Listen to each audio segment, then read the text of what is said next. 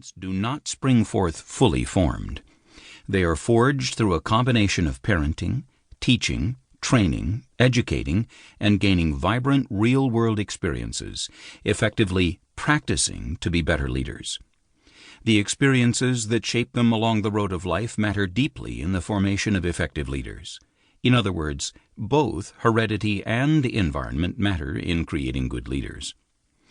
But I have come to believe that throughout all of those important developmental steps, perhaps the single best way a leader can learn and grow is through reading. Think about iconic leaders in history. Many of them have been senior military figures. Picture Caesar on the road in Gaul, his traveling library of scrolls with him, candles guttering in the cold French wind seeping through the sides of his tent. He is reading the classics of Greek and early Roman literature, studying, pondering, considering how best to lead his legions. Or Napoleon with his boxes of books that went everywhere with him, a link to French and Russian literature, a treasure trove of inspiration throughout his many triumphs and his shocking defeats. Throughout World War II, Admiral Nimitz and Admiral Spruance turned often to the literature of the sea, returning again and again to the classic sea stories, even as they led the greatest fleet ever assembled across the Pacific. General James Mattis, possessed of one of the largest libraries of any military figure in modern history, always traveled with his box of books into combat in Afghanistan. As I write this, the commander of all U.S. forces in the Pacific, Army, Navy, Air Force, and Marine Corps, is a Navy Admiral, Harry Harris.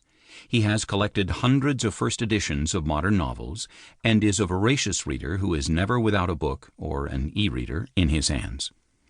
In my own house today reside more than 4,000 books, much to the chagrin of my beloved wife, Laura, who has spent far too much of her life packing and unpacking them in postings all around the world. The personal business card I hand out today as I go about my duties as the Dean of the Fletcher School of Law and Diplomacy at Tufts University has on its opposite side one of my favorite quotes from Thomas Jefferson: "I cannot live without books." So many of our best leaders develop and enhance their ability to lead through endless contact with books. Reading is central to leading for a variety of reasons. First, it provides a chance for a young person, or indeed someone of any age, of course, but especially for the relatively unformed student of leadership, to experience an enormous variety of life experiences without leaving home or school. How else can a young aspiring leader learn how Ernest Shackleton managed to save his entire crew after his ship Endurance was crushed by ice and destroyed in Antarctica in 1915?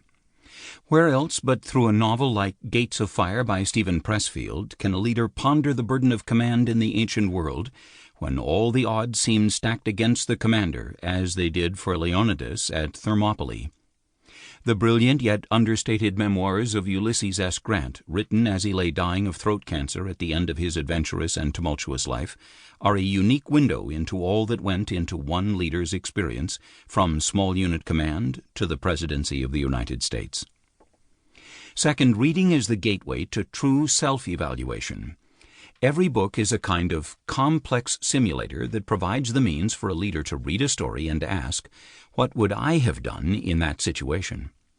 As I prepared myself for command of a Navy destroyer 2 decades ago, I read the classic sea novels of Patrick O'Brian and tried to think about what the best course of action would be for me as I prepared to face the fundamental challenges of both peace and war on a small combatant vessel.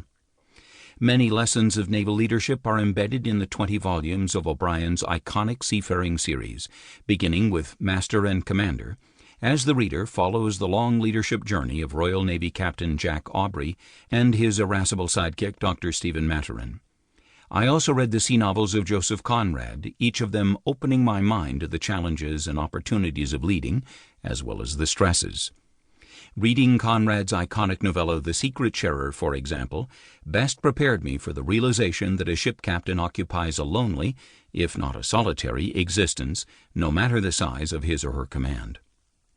Third, books allow us to think deeply about those individuals who are our heroes. As I think back on my lifetime of reading, many of the people I admire most deeply are known to me only through books, either by them or about them. Reading the aforementioned memoirs of Ulysses Grant or a biography of George Marshall, 2 of the greatest U.S. Army